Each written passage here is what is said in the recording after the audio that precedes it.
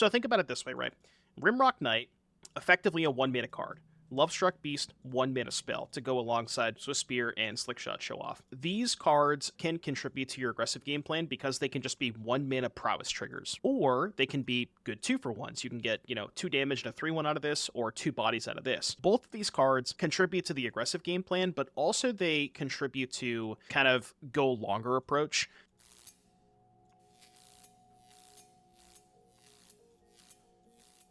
Hey everybody, Doomwake here, and welcome back to another Pioneer video on the channel, and I am here to prepare you for your upcoming RCQs if you may be participating in those, as I have done myself a couple of times this far.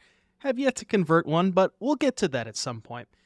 As you know, I have been playing a lot of these GRUUL decks ever since the printing of Slickshot Showoff. This is a phenomenal creature, one of the best red creatures ever printed, to be completely honest with you. I wanted Kiln Fiend in this format. I didn't necessarily think we'd get Kiln Fiend plus flying, plus haste, plus plot, but here we are. And, there's been some Wizards decks with Wizards Lightning, G2 Lava Runner, Soulscar Mage. There's been a bunch of different variations of these red, red-green, red-white, red-blue, just all over the place. And I saw this version pop up in one of the Magic Online leagues recently, and I think it is an interesting approach to GRUUL and kind of a good exercise to try this out. Now, you'll notice that the land count, first of all, is a little higher than your traditional red decks. Most red decks play 19 to 20 lands, 20 is about the average, so 22 is a bit higher. And the reason for that is because we are facilitating more adventure creatures. So we have Lovestruck Beast, which, to be fair, if you are expecting a lot of red mirrors, a 3-mana 5/5, pretty good in red mirrors because most of the removal revolves around Play with Fire, Wizard's Lightning, and Lightning Strike. Another benefit to playing these adventure creatures is Rimrock Knight. This is a card that has seen some competitive play over its course in, the past couple of years since it's been printed. But what's really nice about this card is, first of all, it plays well in your own deck, right? You have ways to give trample in the form of Monstrous Rage and Audacity. So giving say, one of your, prowess creatures trample and then giving it an additional +2/+0, that can be very powerful. Another, and I hate to say this because I really wish that it did not work this way, but another important reason to play Rimrock is Amalia. Now you might ask yourself, Doomwake, why do we care about their creatures? Well, I'm going to bring up the Amalia for you just real quick for people who have not actually seen this card yet, have not encountered it in the wild. So it says, whenever you gain life, it explores, then destroy all other creatures if its power is exactly 20. Well, there is an interesting trick here where if you let them, so the combo is they have this with Wild Growth, they explore a bunch, and yada, yada, yada. It's quote-unquote infinite. If you, when the Amalia has 19 power, can pump their creature and skip it past 20, so you're going directly from 19 to 21, it never actually gets to exactly 20. Therefore, the game ends in a draw because it's an unbounded loop that neither player can break up. It's just infinite exploring over and over again. The way it's ruled in paper is, I believe, the Amalia player is forced to mill out their entire library, and if neither player can break up the loop, the game is a draw. So, I know it sounds kind of crazy to play Rimrock Knight because of that, but Amalia is one of the most popular decks in the format, and this is kind of some free upside. Now, I'm not a huge fan of forcing unintentional draws, but hey, if it happens, it happens. And then you can also do that with Monstrous Rage as well, because, again, same thing, give any creature +2/+0, Amalia gets the 19 power, boom. There you go. So these adventure creatures kind of help you not only in the red mirrors, but also in the grindy matchups. These are ostensibly 2-for-1s, right? Lovestruck Beast, 1-mana 1/1, 3-mana 5/5. That's 2 pieces of cardboard.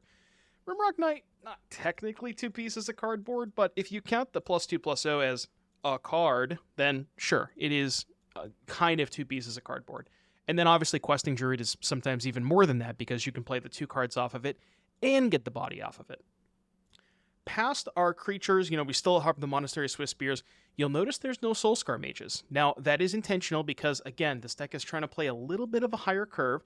There's no Wizard synergies, no Wizard's Lightning or anything of that nature. So because we are trying to shave down on the 1-drops a little bit, I'm putting Lovestruck Beast in the 3-man in the 3 spot, but realistically, if you're casting it on turn, you can't cast it on turn 1, so it could technically be a 1-drop to kind of fulfill that same role as Soulscar Mage. Past that, you see, we have most of the standard red fare that you're probably used to at this point. Kumano faces Kakazan, another one of the best red cards printed in quite some time. Monstrous Rage, very good card. Don't think we need to go over this one. Just this is an outstanding card. Just being able to save your creature if they try to block with a 2/2. You get the +2/+, so you get a ton of damage, especially with Prowess and Monastery Swiftspear. And then you also get to keep that roll around for future combat steps. Audacity, we already kind of went over this because we're playing a little bit more pump spells with Monstrous Rage and Rimrock Knight. Audacity gets a little bit better. 1 Snakeskin Veil, there's only really room for 1 because you need to play extra lands for Lovestruck Beast, and you kind of want some protection. You'll notice there's 1 on the sideboard as well. And then rounding out the deck, we have 2 copies of Bonecrusher Giant. Again, more adventure creatures, facilitating that higher land count, more 2-for-1. So weirdly enough, I hate to say it, but this almost feels like more of a mid-range deck. Now, it's hard to call a deck with Monastery Swiftspear mid-range, but that is sort of the approach that we're taking. Moving on to the sideboard, we have the full 4 copies of Magebane Lizard, very good against Phoenix, very good against Lotus Field. Witchstalker Frenzy, mostly here for Shieldred, but also can be good in the red mirrors. Bonecrusher Giant, more 2-for-1s against the aggro matchups. 4 copies of Pick Your Poison. I've said my piece about this card. I think it's one of the best sideboard cards in the format. Be able to handle Leyline Binding, Vein Ripper, Niv Mizzet, Ledger Shredder. There's just an endless list of things that this card kills, and all at the cost of 1 single green mana. As far as the mana base is concerned, it's pretty straightforward. Again, we have a couple more utility lands than you're used to. Actually, I guess this is even maybe less than some other red decks, because some red decks play 3 Dens, 2 Ramunap Ruins, so it's possible we should have more utility lands, but we are playing 2 colors, so we kind of need to play more dual lands to help facilitate that as well. But that's pretty much it for the deck, so again, I think this is a really good exercise. If you guys are interested in playing GRUUL at one of your RCQs, I think this is a really good approach. And I hope you guys enjoy the game. So I'll see you back here in just a little bit for round number 1. Top-ended your first RCQ with Izzet Prowess. The mirror match I had with GRUUL was basically who top decks. Right, yeah, exactly. Yeah, because, again, you're both so good at trading cards. Like, you both have a lot of removal. And, I mean, you could even argue that this version has more removal than normal GRUUL decks because we're playing with Bonecrusher as well. And most red decks don't play Bonecrusher. They just play with Fire. That's, like, the extent of their removal. The one downside is we're not playing the protection spells, which I did kind of like Blossoming Defense quite a bit. So I wonder if maybe we should be looking at trimming some number of Rimrock Knight for Bonecrusher Giant. I could see that for sure. Like here, I think I'm just going to kill this Lava Runner, because it is important to kill their wizards so they can't Wizards Lightning you. But like, look at this hand. I just have like, kill your creature, make a 4/3, kill your creature, make a 4/3, make a 1/1 and a 5/5. Like, I'm just going to grind them out. Okay, so they have something. I guess drawing 3 Stomping Ground is kind of awkward. Triple Stomping Ground is weird. Play with fire. All your Retro Frame Mono red cards came in yesterday. Yeah, I bought those too. Like, I bought the Wizards Lightnings and the Light Up Stages, and then I am now kind of off of the Spectral cards. I think they suck, so. It's weird because we're playing a red mirror, so having to pay 6 life against a mono red deck, not the best. Celestia Cage a real deck? Absolutely. I think it is. Alright, so kill this, make a 1/1, and I don't think I can afford to shock here. I mean, I could hold up Play with Fire, but I'm just not going to. I have Berkeley, yes. Like, the Electric Callboy cover is pretty good. I'm just going to hope that their last card is not exactly Rage. It's bad if it is, but I want to make them spend 3 mana on this Light Up the Stage. Okay, that's fine. Can beat that with a 5/5. So now we go here, here, kill this. I'm killing this just so they can't Wizards Lightning for cheap, although maybe that's stupid because they have another Lava Runner. That might be a bad play. And now if I draw a land, I could just play 2 big things. Like, we're just going to win this game by playing big creatures. Sure. Deal. This is why I hate Skewer, by the way. It's a pretty good draw. Let's go here. Okay, so which two did we hit? Now I'm confused. We hit Rimrock, Monstrous Rage, right? Okay. So I think what we should do is cast Rimrock. And this is going to look weird. I'm going to do it this way. And next turn, I can go Bonecrusher into Questing Druid, keep the 1/1, and then attack with the Lovestruck Beast. I'd prefer if you link the song. Also, I would prefer Spotify links, but if you don't have it, we can listen to YouTube links. It's just easier if we do Spotify, because then I could just put it in the queue, because I'm listening to Spotify right now. When I win an RCQ with my Izzet list, I'll send it to you. It's surprisingly vastly different from what you played the other day. I mean, as long as it has crews, you know. Is there Innkeeper here? No. I think that card is too weak. I get, like, the idea of wanting to play it, but I think it is just a little bit too weak. Okay. So, Bonecrusher first, right? So I could have a 1/1. And we attack for 9. They probably trade. This is weird, because now we can't cast red spells. Because in order for me to attack with this, I need a 1/1. So I just can't cast red spells. Kind of awkward. Alright, didn't matter. Yeah, Questing Druid is technically a 1/1, but not all of the time, if that makes sense. Okay, so I do have to... And this is kind of exactly why I wanted to play this version, is I think we are just so... Like, we are so far ahead in these red mirrors because we just have all of these 2-for-1s. Rimrock Knight is not great, though. That's probably your worst card. The Beasts seem pretty awkward. I mean, you have the 1/1 from Lovestruck Beast itself. Past that, you don't have a lot of 1/1s. I'm trying to think... I mean, I don't know. You can just hold... Because a lot of the time with Questing Druid, you're going to cast the adventure half of it, but you're going to wait on casting the 1/1 half. So, like, it's not that bad if you have to just cast your spells and then play the Questing Druid. I mean, it could be awkward sometimes, but I think for the most part, it's fine. Do something like this, maybe. No crews? So you're playing the list that was, I think it was Alberto SD who played, it was like Blue-Red Wizards with Stormchaser Mage, and they had, I think, max Stormchaser Mages and no cruises. Yeah, no Giant Growth. I told you, I don't have a beta copy. I'm not allowed to play Giant Growth. You're only allowed to play Giant Growth if you have a beta copy. If somebody in chat wants to send me a beta copy, I'll play it, but it has to be PSA 10. Yeah, they reprint Giant Growth, like, basically... It seems like every set at this point. This hand is weird because you see the anti-synergy. I mean, I'm still gonna play Kumano, but it's like I'm playing a creature on turn 2, but it's not really a creature on turn 2. Yeah, sure, since alpha. I just assume that alpha beta is the same thing. Get flustered when I see the mage. Yeah, the mage is not super ideal. That card I was not impressed with. Okay. And I can't complain about double Kumano. Heart's Desire.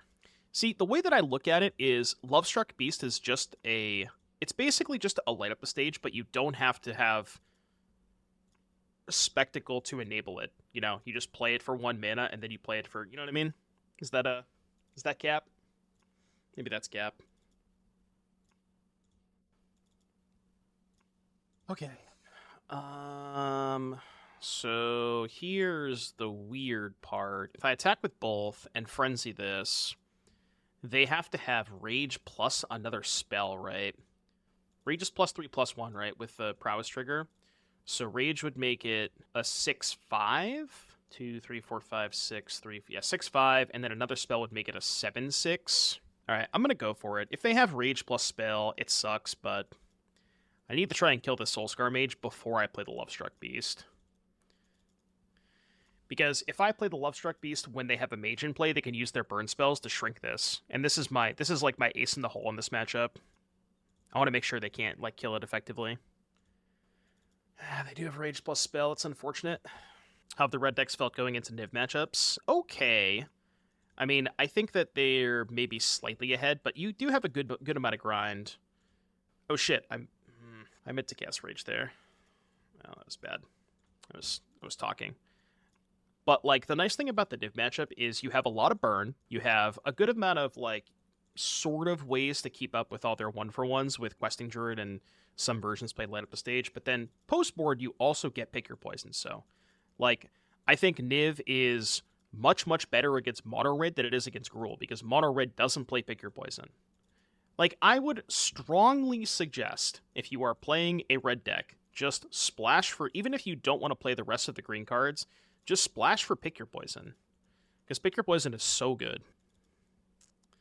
I mean, there's no reason to. If you're going to play a Rakdos deck, just play Vampires. You know? But yeah, basically the way that I see it is there's almost no reason to be playing actual Mono Red. Just, it's pretty free to just splash at least Pick Your Poison. It's my plan here. I don't really know what my plan is.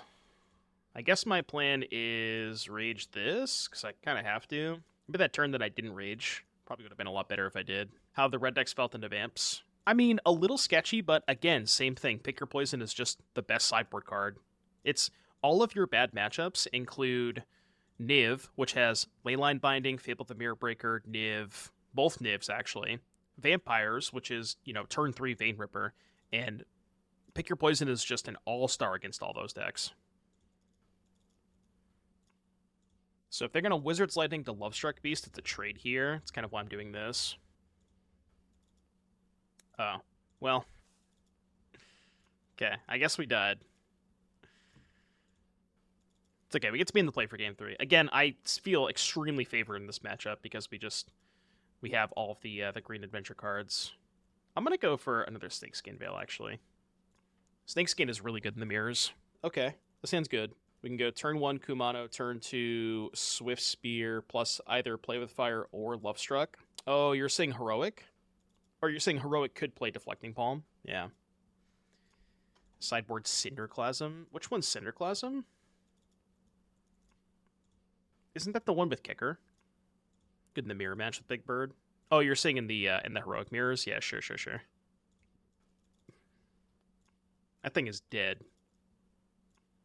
So we go here, play this, play Swift Spear, trigger this, kill this, stack for 3. Man, what a difference the play draw makes, huh? We're upkeep play with firing? Somebody kept a sketchy one-lander.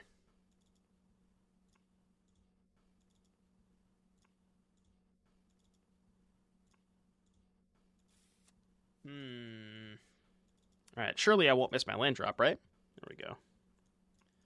I didn't get the full, you know, I didn't get the full card value out of it, but again, with 2 more adventures in hand, I don't need the full value out of it. I could just take my cantrip. Like, I effectively just cycled the adventure half of this, which I'm okay with. We're just casting this? Giga Chad. Give me a land? It's unfortunate. I could, like, gamble and try and hit a land. Seems kind of stupid, though, right? Like, what's the point in gambling here? Just kill it while I know that I can. Again, I could, like, do this and try to hit a land, but it's just seems unnecessary. Buff your board that has prowess, kill their creatures, though admittedly, just took it out of sideboard. Monster Soul token, come on. Oh, okay, I see. Gitu Lava Runner. Okay, they found their lands. They're no longer mana screwed. They have 1 card in hand. We can go Slickshot, attack with 3, kill the Lava Runner.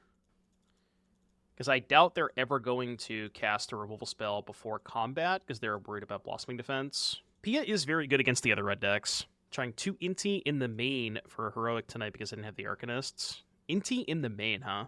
For Heroic? I mean, it is kind of cool to give, like, if you give your favorite Hoplite Trample, if you don't have a Monstrous Rage. It is kind of nice. Combat. I am just going to kill the Lava Runner. Just want to kill it now. I mean, they have no cards in hand. They're never winning this game. They're just too far behind. Okay, I go to 11. Play a Den this turn. They just forgot to play their land. Well, I mean, they were dead. That's a dead. All right, confirmed. Adventures, good in the red mirror. Write that one down, chap. The nice thing is all of these cards are flexible. They can play both roles very well. And that's what's so good about this version. And also, I'm not going to lie, but it feels really good to play, what's the Rimrock Knight? It feels good to play Rimrock Knight. And Keeper dies to Chain Whirler. Yeah, but none of the red decks are playing Chain Whirler because they're all Gigantang. Like, here's a great example, you know? Well, here is a great example of Moto dying. Yeah, Rimrock also being more Amalia hate, so then you have Rimrock and Monstrous Rage. That is kind of nice. Great example of Lovestruck Beast here, where it's like, I don't really want to cast Play with Fire, but I can still use all of my mana and curve out perfectly and just put more pressure into play. Like, adventure cards are good. Extremely good. This list has felt very, very clean. I might just lock it in. I was going to play the Wizards, but I kind of like the Adventures a lot more than the Wizards. The issue with all of these other cards that people are playing in the red decks, like you have the Wizards. The Wizard package is situational because Gitu Lava Runner is only good if you draw spells, but some of the cards want you to play non-spells, like Kumano. One issue that I've ran into is specifically Lava Runner with Kumano and Questing Druid. That is really awkward. And then you have the other package, which is the Spectacle cards. But again, the Spectacle cards can be very, very awkward because you run into spots where you draw too many Spectacle cards, but not enough ways to turn them on. So, like, you find yourself in these spots where you have anemic draws because you just have cards that you can't cast. And I don't feel like the adventure cards have that problem. They're just cards you can cast at every stage of the game, regardless of what's in play. And that's what that's why I like them so much. Compare Blossoming Defense to Rimrock Knight. Sure, the pump spell aspect of Blossoming Defense, like the pump spell on defense, is way better than Rimrock. I'm not going to tell you that it's not.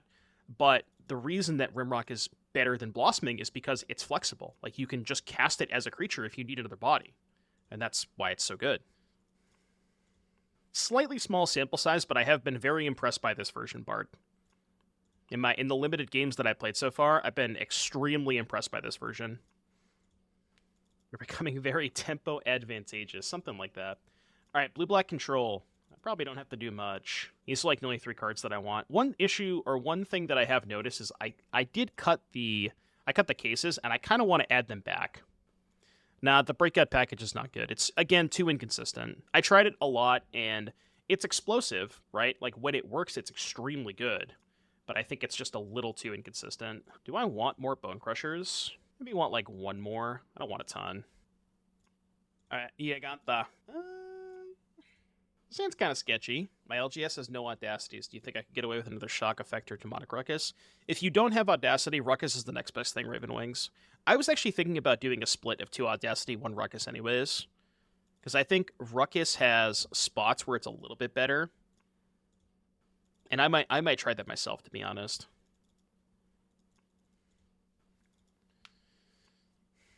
If only we could play Veil of Summer, right? Audacity is just Rancor at home. I mean, I'm in the same boat of not having Audacities and hoping that my LGS has them tonight because I'm gonna need them for tomorrow. I also need 2 Snakeskin Veils. I went through all my bulk and I don't own Snakeskin Veils. I thought I opened like a random fancy version of I opened a lot of Japanese Strixhaven. I forgot to turn the now playing on. Should be up now. I know. I looked through my OTJ stuff. I opened like 10 packs of OTJ, and I didn't open a Snakeskin Veil. Okay, so let's go Slickshot. I think I'm going to play Heart's Desire and attack for 3, hold up Snakeskin Veil. Oh, well, I guess I'm not doing that, huh? Never mind. Maybe I'm not supposed to play Bonecrusher here. Could have just gone like 1/1 pass next turn. No, because then I'm just going to play the Bonecrusher next turn and hold up Snakeskin Veil, right? Okay, that works out for me. So we can go attack. Wonder if they have Edict. Edict would be a little awkward. Definitely going to make a 1/1 here. And just hold up Snakeskin Veil. Drawing 2 Dent is kind of nice against blue-black, because they have not located a Field of Ruin yet. Yeah, the Snakeskin Veils should not be hard to find, but they potentially might not have the Audacities. Maybe somebody will have them. I don't know what I did. I had a random box of a bunch of Brothers War stuff, and now I can't find it. I don't know what I did with it. But I think the Audacities were in that box. No! They negated my creature. That's not fair. Yeah, I think I'm going to play this. I think I'm going to play this list. I mean, we'll still do a little bit of experimenting with the with the Wizards version, but I think I prefer this one. Isn't Blossoming Defense better? Blossoming Defense better than, what, Snakeskin Veil? The reason I like Snakeskin Veil is because you get to keep the counter. You get to keep the point of power for next turn. You know what I mean? Do I Snakeskin one of my tokens? Probably, right?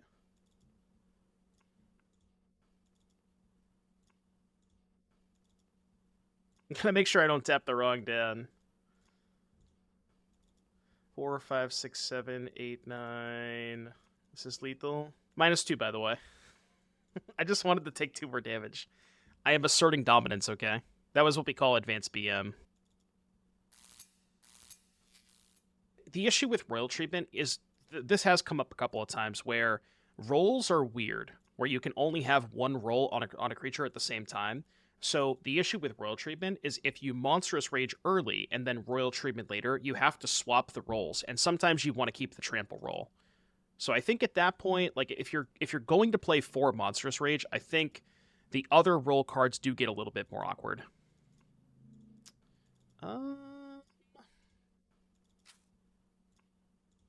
Sand's a bit sketchy.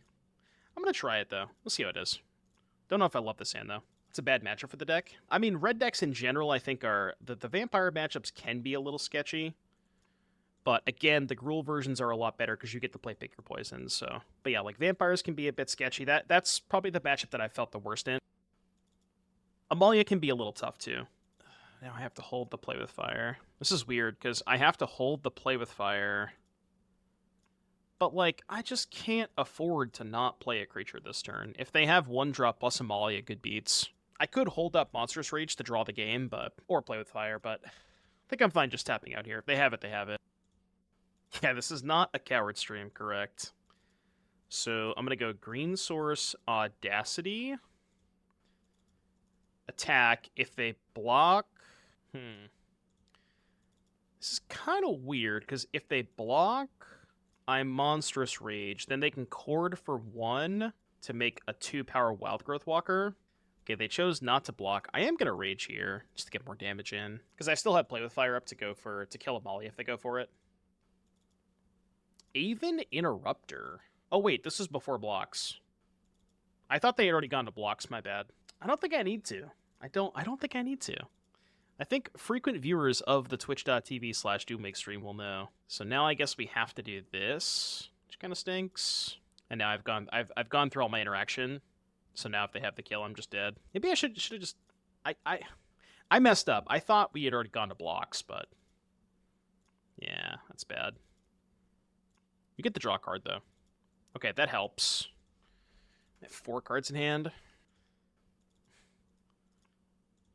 Oh, I play this now. I mean, if they had the combo, they would have gone for it, right? What if I just go... What if I play 1/1 and Lovestruck Beast? It gives me a much better attack next turn. I know it's risky, but, like... I think if they had any sort of combo pieces, they would have just played them last turn. Short Fang, thank you for the 12-month resub. I think, weirdly enough, I can tap out this turn. I think, and I'm going to. Because I need to put the 5/5 into play so I can rage the 5/5 next turn. Yeah, like, they would have comboed me if they had it, you know? Now, maybe they have one piece and they're waiting to draw the second piece, but I'm willing to gamble on that. Alright, maybe gamble was bad. Right, but they have to hit both pieces to kill me off Coco, which I think is pretty unlikely. Although now they can... I don't know if they play multiple Skyclaves. Okay, that's fine. I can beat this. Copium, right? Now they can't Chord. That's not great. Not ideal. Alright, give me another removal spell. I almost want to play TBR in this deck. So this one goes here. I now have acquired an 8/6 Trample. Alright, I mean, attack you. The thing is, we have the Monstrous Rage to draw the game. 3, 4, 5. I count 5 power, and I count 6 toughness. Am I missing something? 8/6, 2/2, 3/2.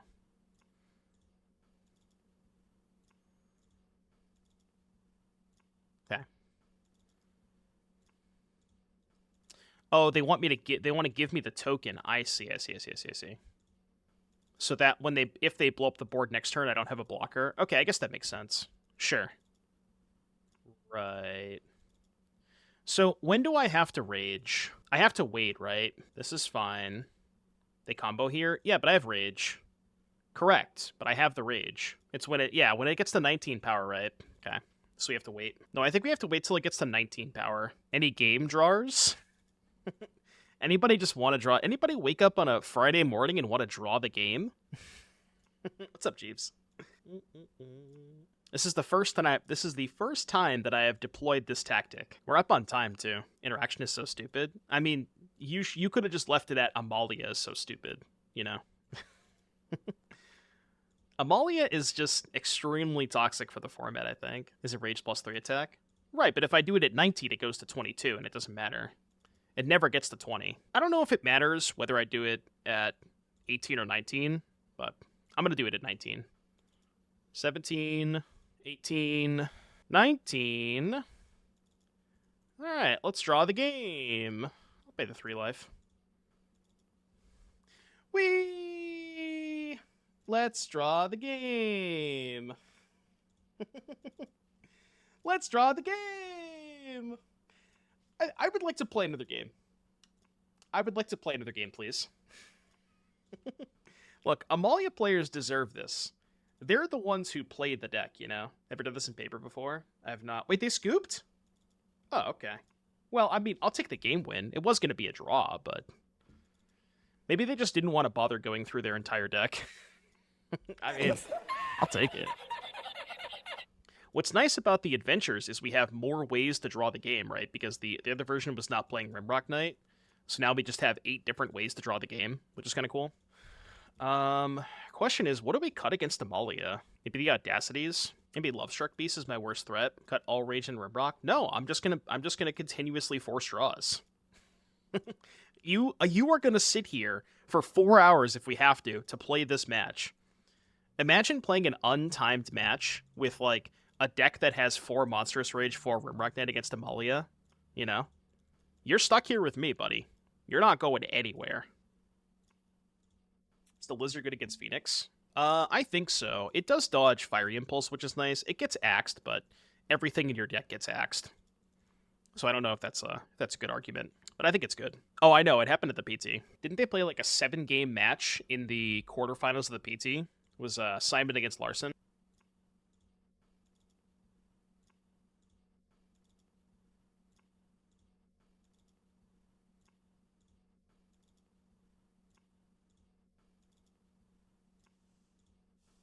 Say it ain't so, I will not go. Prosperous Innkeeper. Did they keep 7 this game? They did, so I probably can't tap out this turn, right? Do I even bother killing the Innkeeper? I think I just chill. We hold. We hold, we hold, we hold. Nice Tron music. Would you consider this Tron music? How does it work against Amalia with Rage Rimrock? So what you want to do is you want to wait until the Amalia gets to exactly 19 power. Once the Amalia gets to 19 power, before the other Explore trigger, you give the Amalia +2 power, which means it skips 20. The blow up the board effect only happens if Amalia is exactly 20 power. So if it skips 20 and goes from 19 to 21, it'll never blow up the board, which means the Walker and the Amalia are now endlessly looping because it never blows up the Walker. That's what you do.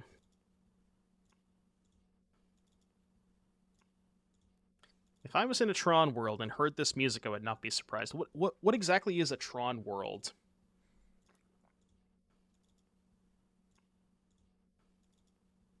Oh, the movie Tron? Sure. I kind of want... Yes, it's a draw. I kind of want them to hit Amalia Walker here. Come on, do it. Do it. Okay.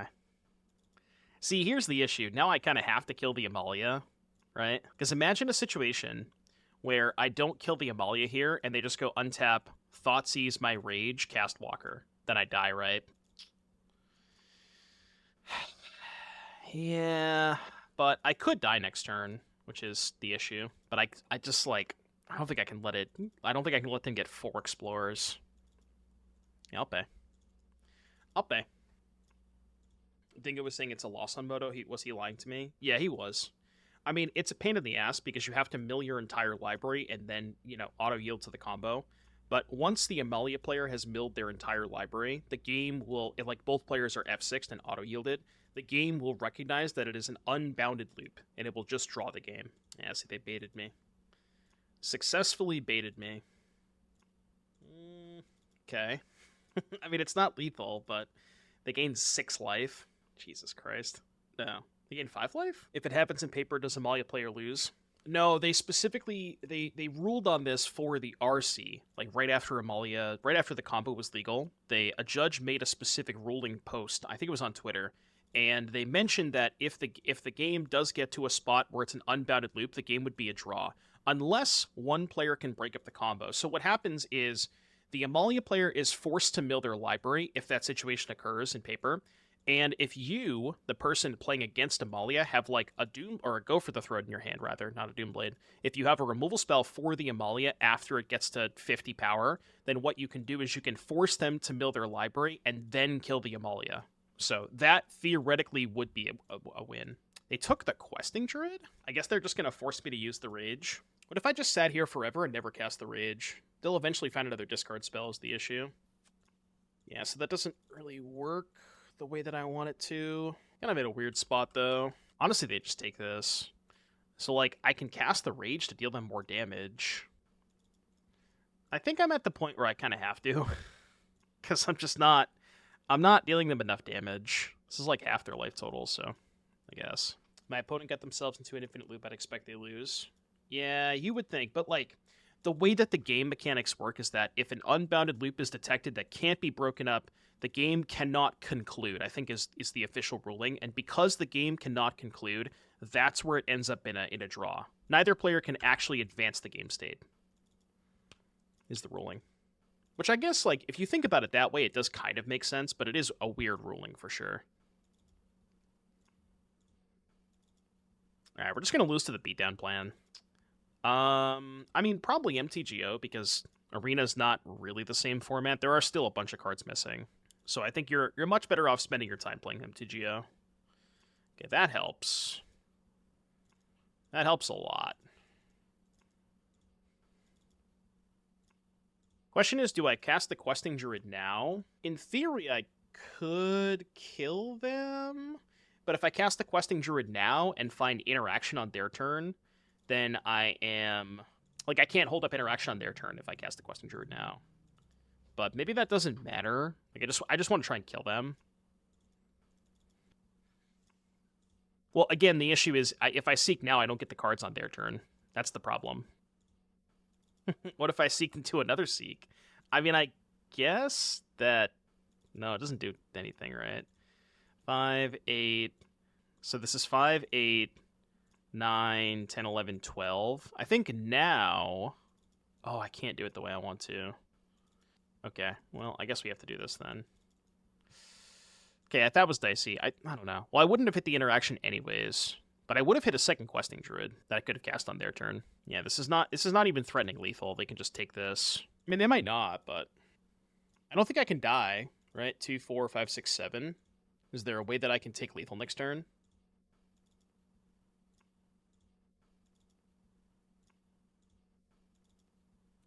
They could have Amalia. Yeah. True. Looks like they have Cord. So we go to game 3. Game 3 it is. I mean, I'm not technically dead, but I don't have any outs. They're just going to put the Reservoir on top, and I don't really want to sit here for another 5 minutes. So I'm good. I'm good. You know? I'm just good. Still like the way we sideboarded.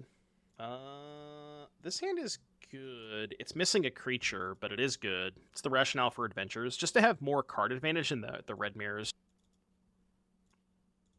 And there's been so many red decks lately. I think red is probably the most popular deck. That it does make a good amount of sense to be like structurally favored in the mirror matches. Like we played against Mono Red round 1, and it was a bloodbath. Like the games where we drew multiple adventure creatures, it just was not even close. Dingo lost to Phoenix from 80 life. Galvanic, Temporal with a 20 power Drake. Yeah, Phoenix can definitely do it. Unfortunately, we don't have Time Walk in our deck, so we can't. We're less likely to be able to do it. Creatures mod check. Creatures mod check. Prosperous Innkeeper. I think I have to find a creature here. It's sickening, but I'm going to bottom that. Okay. I'm not going to cast it this turn, though. I'm going to wait on that. Is Cutdown good enough right now with all the mono red? Cutdown is awkward against the prowess creatures, but it is good against Lava Runner. It's also kind of awkward against Audacity and Monstrous Rage. I guess you can respond to Audacity. I feel like this is bait, but I'm going to do it. This is really bad if they have Extraction Specialist. I feel like I'm getting jebaited. Okay. That's fine. Fine-ish. This Cragcrown Pathway is hell awkward. Maybe I should have played it on red. I wanted to play it on green for the Audacity, but now it looks pretty bad. No, I'm going to try the GRUUL Wizards deck today. I did make some updates, but I wanted to try this version first, because this version looks more interesting. You think I want 3 Path of Peril into 75, or 2 is fine? I would go with 2, because it's also awkward with all the elves. So it's a little bit more awkward in that deck. I'm hoping for it. I'm hoping I can draw the game. You don't say that very often, but my path to victory is drawing the game. Lunarch Veteran.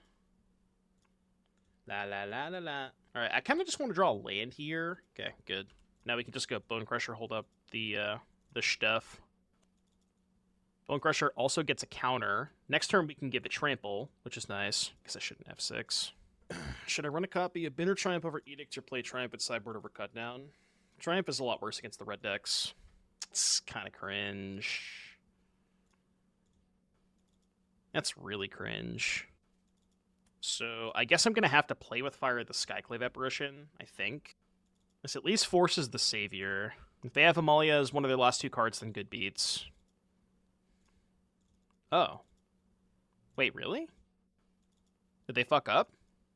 They were definitely supposed to sack Savior there, right? Oh, did they just have push too? Jesus Christ! Can you chill?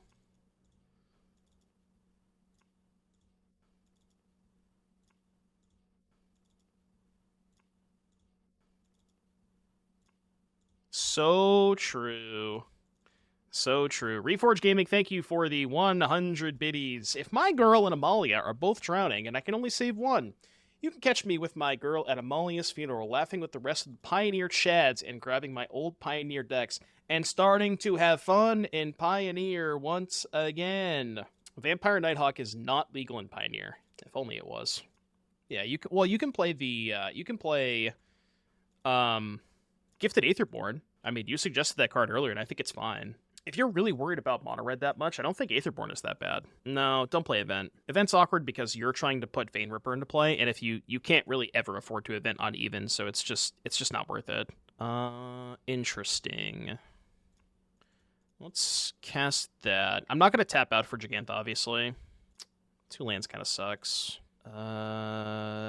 Combat. So I wonder if their plan is trade, which I'm going to let the trade happen. Why not the Plot Aura? I like Audacity better because it draws a card when it dies. So I do prefer Audacity. Go here.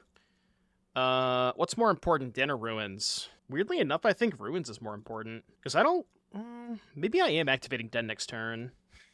This is really close. What I like about Ruins is I guess I can do both and Rage. Like, no matter what, I can Ruins and Rage or Den and Rage. But I kind of think I want the damage more, like the guaranteed damage. I'm gonna play Ruins. That's close, though. That's a really close decision. They're only on 1 card. Did we miss lethal? Well, they could have Fatal Push. But maybe it was worth going for it. Oh, no, it's not lethal. Because... Oh, no, it is, because I don't have the... Yeah. The roll's done on it. I guess I could have went for it, yeah. Yeah, you're probably right. Well, we get to draw the game. You're right, I should have went for lethal there. I was thinking about Fatal Push, but it's probably not worth it to play on Fatal Push. Ooh, they could have Tamiyo Safekeeping as their last card. Oh, this was a punt, wasn't it? I should have went for it. What was I thinking? I should have 100% went for it. Opponent throw. No, I threw. I could have just killed them. I didn't realize they were going to 3 that turn. I just wasn't paying attention.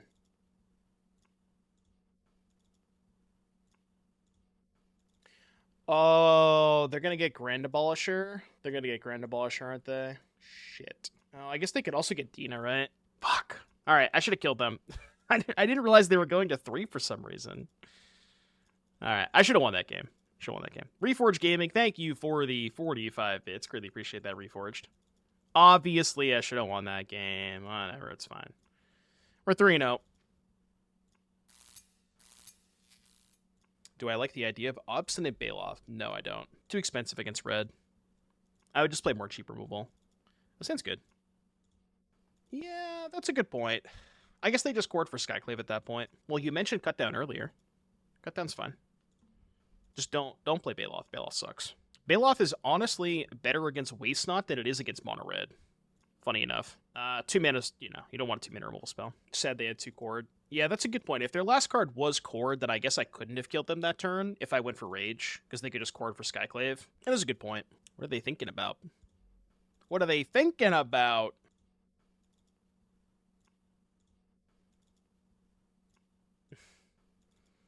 Blame Bolt Snap Bull for no pulls. Reforged, thank you for the biddies. Waste Not. So I could cast Rimrock Knight, or I could hold up Questing Druid. I'm trying to think of my curve out here. So if I go land Rimrock, I have 4 cards in hand. What do I discard if they have Go Blank? Land Play with Fire, then go tap land, attack for 4, hold up Questing Druid. Yeah, I guess that's fine.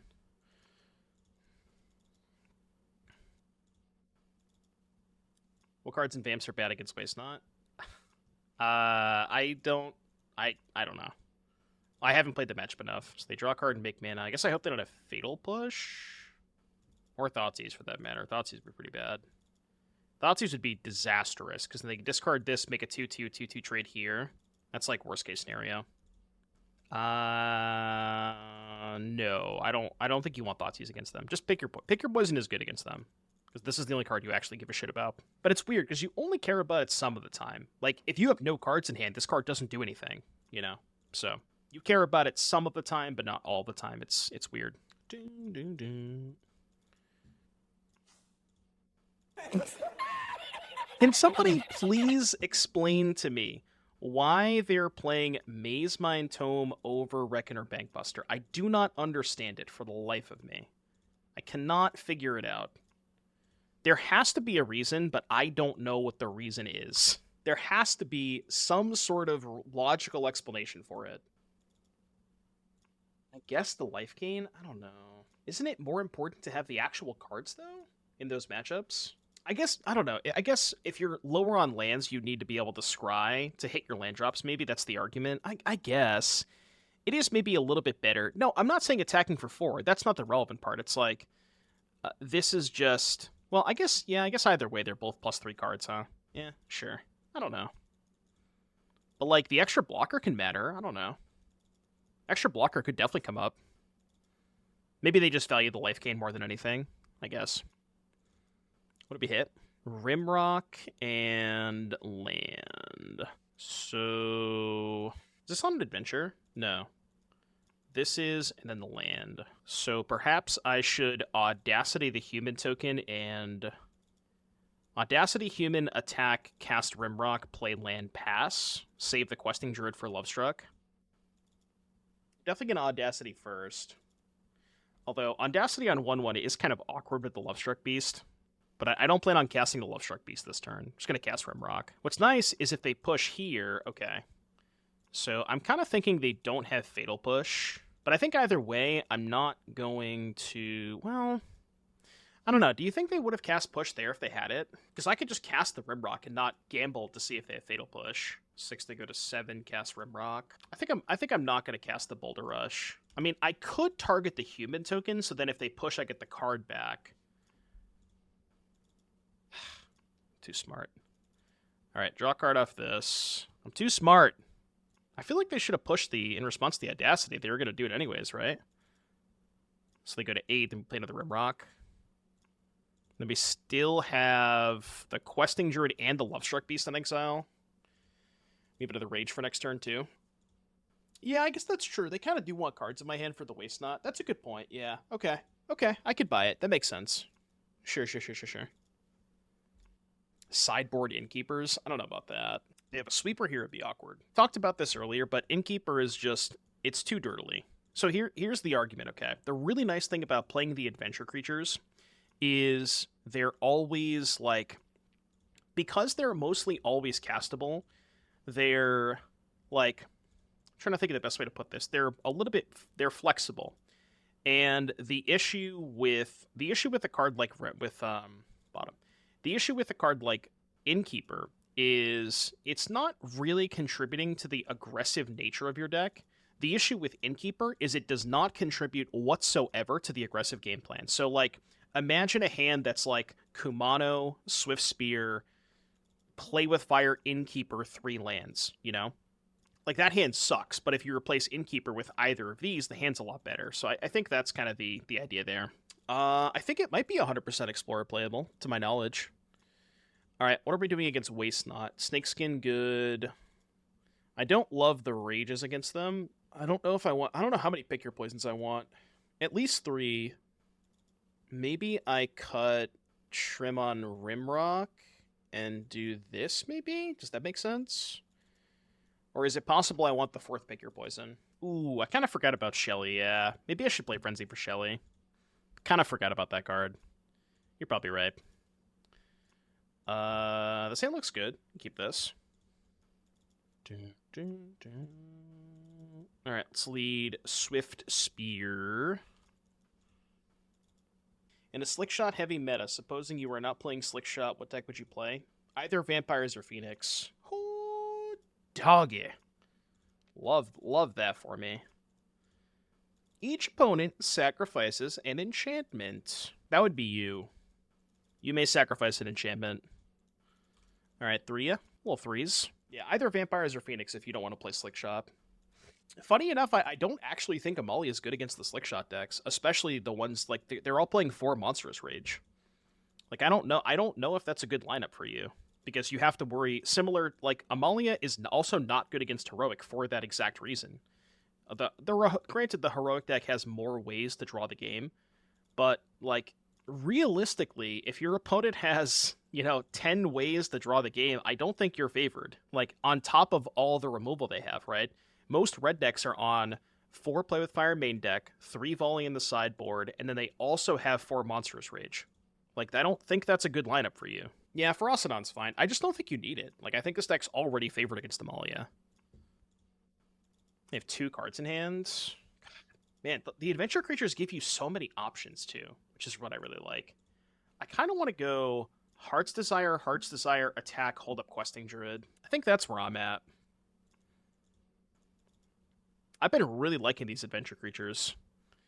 They just give you a lot more flexibility. And, like, if you're looking for cards that are good in the red mirror, there's nothing better in the red mirror than 4 mana for a 5/5 and a 1/1. Like, that rate is so good in the red mirrors. Well, the thing about that, Cygnus, is we have another 1/1. So I don't actually mind exposing all these to a Wrath, because this is just going to be a 1/1. Yeah, that's what I like about this version compared to the other red decks, is there's just so much gas. So they're going to kill my Swiss Spear, most likely. Sure, that's fine. How do you feel about 2 Mosswood over the 2 Sentinel? Could take or leave it. Not sure which one's better. Beast has been very good. I'm a big fan of this list. I think I might just lock it in for tomorrow. We've basically taken the red decks, and we've cut all of the cards that I hate and added cards that I like. So, there is that. You don't want to be stuck with cards in hand that you can't cast. So these are both on an adventure as well as this. So these 2 I can play this turn. So why don't we go play this on red. Cast the Swift Spear. Should I even expose a Lovestruck Beast this turn? The token to turn it on? No, that's not true, Snook. I have this. This is a 1/1. I can just play this after the Lovestruck Beast. So you have the 1/1s. Or you have this to turn it on, too. I think I'm going to play a Lovestruck here. Should not take damage for it, though. Although I could. And then I'll just hold up Snakeskin Veil. Do I like Lovestruck at DR75? I think what you're trying to do, Max, is you're trying to transform the deck into something that it's not. Just, you should play the Vampire cards. You might not want to, but you probably should play the Vampire cards. You meant over the Sentinel? No. Sentinel's way better in your deck, I think. Okay, what's their plan? Probably die? I'm just going to go to combat. I have lethal in play. With Snakeskin Veil. Alright, I attack. And then I pass priority. It's this. Go for the throat. I actually think that's not going to resolve. I'd prefer that to not resolve, please. As a matter of fact, I don't think you're going to cast that card. Well, you can cast it, but... God, this version has felt so much cleaner, and love this version. At play first. We should be 4-0. I just messed up horribly against the Amalia deck. Well, no, remember, that's not true, because they had double court anyway, so I think maybe I still would have lost. Hand's close, but probably not. This one's good. So... what do I put back with this hand? Any thoughts on TPR? Too cute, I think. It does get a little bit better when you're playing Lovestruck Beast, but I think it's... like, I don't know what you'd cut for it. I guess you could cut, like, the 2 Bonecrushers for 2 TBRs, but... yeah. I'm going to put back Bonecrusher. I don't know if that's right, but Andrew never plays aggressive decks, so... knowing that Andrew has no chance of playing a 1-mana creature in his entire life, I don't know if he's ever cast a 1-mana creature before. I'm going to put back the Bonecrusher. Yeah, see? Told you. Okay, so now we go Audacity here. Might get Spell Pierced. Attack for 3, and then cast the other Heart's Desire. Need Stingerback Terror. Dude, I saw a version, I think it was Alberto SD. I saw a version of Mono Red that was playing Stingerback Terror, like 2 Stingerback and 4 TBR. I was like, holy shit. That version looked wild. Which, like, honestly, if you're playing a deck with this low of a curve, it kind of makes sense. You know what I'm saying? Like, it really doesn't sound that bad, does it? What is TBR? Temur Battle Rage. Temur Battle Rage. Okay, you having a Lightning Axe would be kind of cringe, so don't have that. It shows Spell Pierce. This is kind of what I was worried about. Yeah, Shredder Axe is kind of a gross turn. Kind of cringe. Kind of cringe. Shake that. I guess I have the Rage to get through the Shredder, kind of. But they're also probably just not gonna block. Right? Maybe they block the 1-1. Is that even good? I guess it's not bad. It does trade for the Shredder. Well, double Rage triggers the Shredder, so that's not even, you know... I don't want to do that. Like, if they block the 1-1, I can't cast both of them. Because I Rage here, they discard a spell, then I have a 4-2 against a 3-5. So I can't do that. 3, 4, 7, 10. If they don't block, I can put them to 3. Which I guess maybe is worth it with Bonecrusher in hand. I might do that. Thinking of using some Slickshot deck for an RCQ tomorrow, but I haven't tested anything between a GRUUL variant and BOROS Rogue with Slickshot. What are the edges you get with the GRUUL lists? Pick your poison mostly. Pick your poison is an extremely good sideboard card. Like, in my opinion, it's the best sideboard card in the format. And that is the sole reason to be green.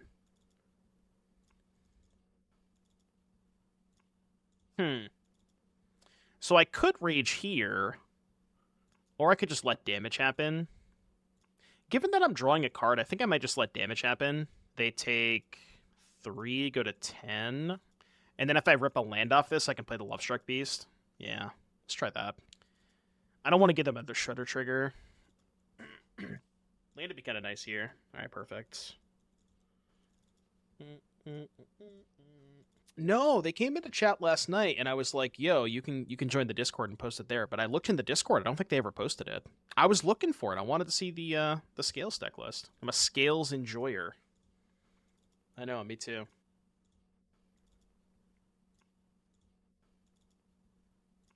Are my Cage decks not the truth? I mean, they need a little bit of work. I think the most impressive one that I've seen so far, or the one that has impressed me the most, has been the green-white one. No, they never posted it. I don't know what happened. I wanted the Scales list so bad. All right, give me a 1-1. Magic is easy, man. Is that lethal? Oh, it's just lethal, right? Magic is an easy game. This is ridiculous. Shut up. Take 8. Had it the whole time, by the way. Andrew, if you're watching the VOD, I did in fact have it the whole time. Don't you worry about it. Alright, what do you want against Phoenix? Attack was kind of great anyways. I mean, I don't think so. It's pretty unrealistic for them to die that turn. I have to have specifically 1/1, Rage, and Shock. You know? Like, that has to be my exact 3 cards. So I think their attack was fine. What's bad against them? Bonecrusher seems kind of mid. I think Audacity, I don't know. This is weird, because Audacity is decent against Phoenix and Pyromancer, but I'm not sure what else to cut. Would you ever consider cutting Play with Fire? I guess I could cut Rimrock too. Yeah, maybe Rimrock is medium. So we cut the Rimrocks. Play Snakeskin, play Lizard. No, in my experience, Poison's not very good against Phoenix, because if they get a Phoenix in play, they can just sack it. They do have Drake, I guess. Could play 1. What would you cut for more Pick Your Poisons? Think out Rage.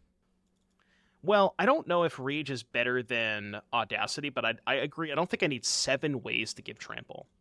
But I think having some of this is important against both Phoenix and Young Pyromancer. Like, you want some of this effect, but 7 is probably too much. I'm thinking about doing this. This is kind of what I'm thinking about. Yeah, let's try that. Don't think they should have Phoenix post board in aggro matchups? Really? Is that like a common occurrence where they cut Phoenix? I wasn't aware of that. I mean, to be fair, I've never played Phoenix, so I don't know what the sideboard patterns look like, but... They bring in Drake Pyro? Sure, so they just kind of morph into a control deck. I guess that does kind of make sense. I was gonna say, getting Spell Pierced here would be kind of cringe. This is just like Eldrine Tribal deck. Definitely gonna hold up Questing Druid here. And I'm gonna cast it if they tap out for Picklock on my end step.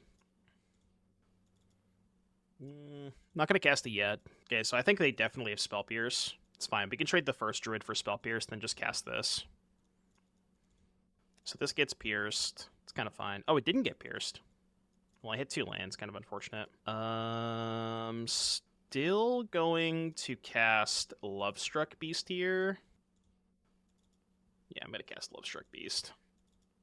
When the beast is love and struck. When the beast is struck by love. Okay, no Axe.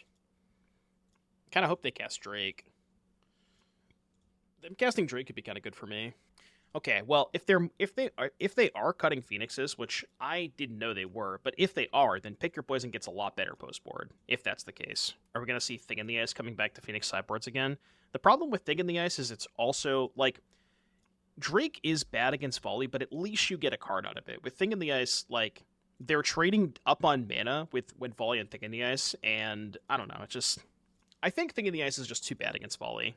And it's also not good against Rage. Like, the best part about Thing in the Ice is that you just get to block the aggressive decks ad nauseum early, but you just can't ever block with your Thing in the Ice because they play 4 monstrous Rage, you know?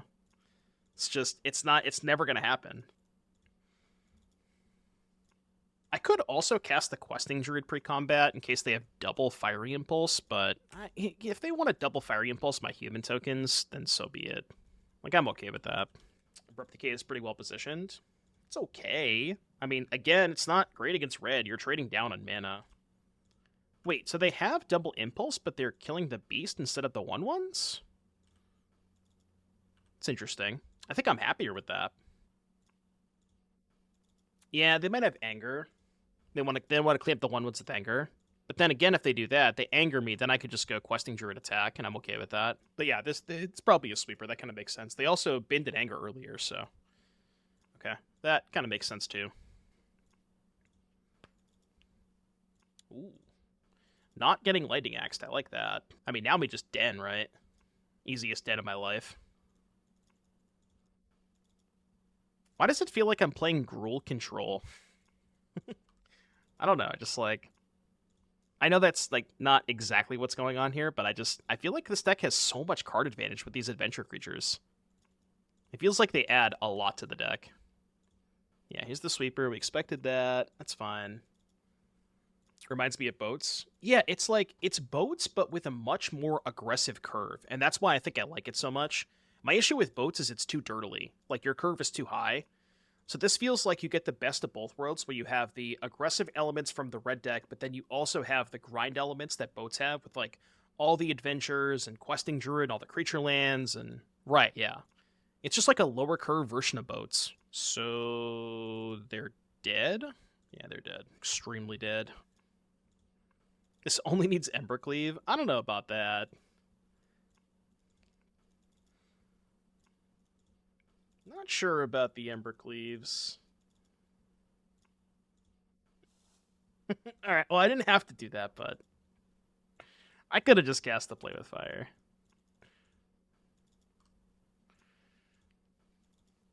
I know, right? Pick your poison, sack a Phoenix. Actually came up. You'll love to see it. Alright, believers get paid. You'll love to see it. This version feels a lot better than basically every other version that I played.